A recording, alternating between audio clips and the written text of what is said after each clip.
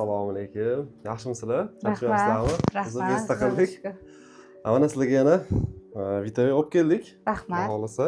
Rahmat, kattakon. Shu qizingiz ichganlar, xohlasa. Xo'p, bu mahsulotni berishdan oldin qizimizda nima muammolar bor edi? Bu o'sha og'izdan so'laklari oqardi, keyin tishlarini g'ichillatardi. Ko'p asabiy bo'lardi-da. Yolg'ondan bir nimaga ham tez jahli chiqadigan edi-da. O'shani bergandan keyin Xudoga shukr ancha nima deydi, yaxshi bo'lib qoldik. Bo'ylarimiz cho'zilib 4 santimetrga. Zo'r, aha. Yaxshi bo'lib qoldi, Allohga shukr. Yana nima o'zgarishlar bo'ldi? Nimalar sezdingiz yana? Bo'ylari o'sdi, keyin tishlarini g'ijillatmaydi. Ichidan o'sha qurtlar tushganini o'zi ko'rganman men to'g'risi. O'zi xursand bo'lib, "Oyi, qurtlarim tushdi."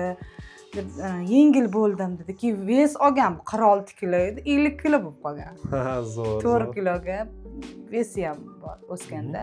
Bu endi necha kunda bu rezultatni oldingiz, opa? Necha kunda bo'ldi? Qancha iste'mol qildingiz mahsulotni?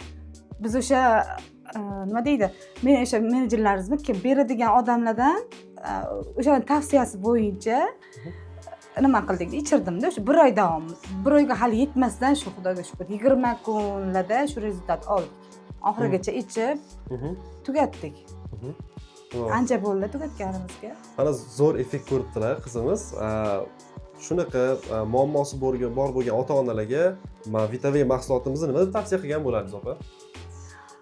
Men foyda ko'rganim uchun, to'g'risi, bemalol olishsin, bolalariga ichirsin. Nima deydi? Tabiiy, o'zimizni tabiiy mahsulot, hech qanaqa zarari yo'q. Olib ichirib, bolalarni sog'lom ko'rishlik ota-ona uchun bu nima deydi? Baxt, to'g'risida. Tavsiya qilaman. Katta rahmat.